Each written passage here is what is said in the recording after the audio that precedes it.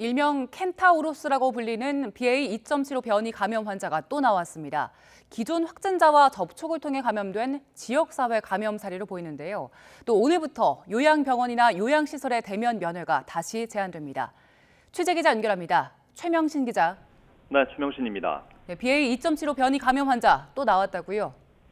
네, 감염이 확인된 사람은 충북에 거주하는 20대로 지난 13일부터 증상이 시작돼 같은 날 확진 판정을 받고 자택 치료를 하다 지난 20일 격리 해제됐습니다.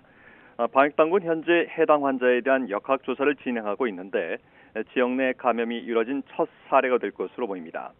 이 환자는 인도를 경유해 입국한 후 지난 7일 국내에서 두 번째로 이 변이에 확진된 청주 거주 외국인의 지인으로 공항에서 접촉 후 감염된 것으로 추정됩니다. 이로써 국내 BA.2.75 변이에 감염된 사람은 모두 4명이 됐습니다. 오늘 0시 기준 코로나19 신규 환자는 35,883명입니다. 검사 건수가 줄어드는 휴일 영향으로 어제보다 2만 9천여 명 줄었습니다.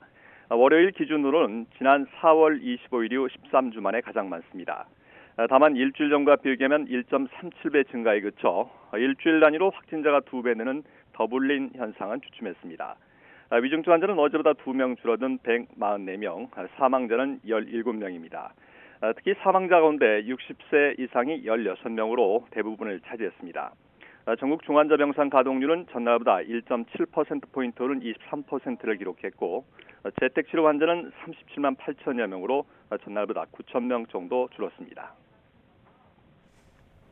오늘부터 요양병원과 요양시설에서의 대면 면회는 다시 제한이 된다고요? 네, 그동안 요양병원이나 요양시설 등에서 허용되던 대면 면회가 오늘부터 금지됐고요. 비접촉 면회만 가능해졌습니다. 방역당국은 전파 속도가 빠르고 면역 회피력이 높은 BA.5가 우세종화하면서 이번 달 들어 요양병원과 요양시설을 중심으로 집단 감염 사례가 발생하자 외부 감염 요인을 차단하기 위해서 이같이 조치했다고 밝혔습니다.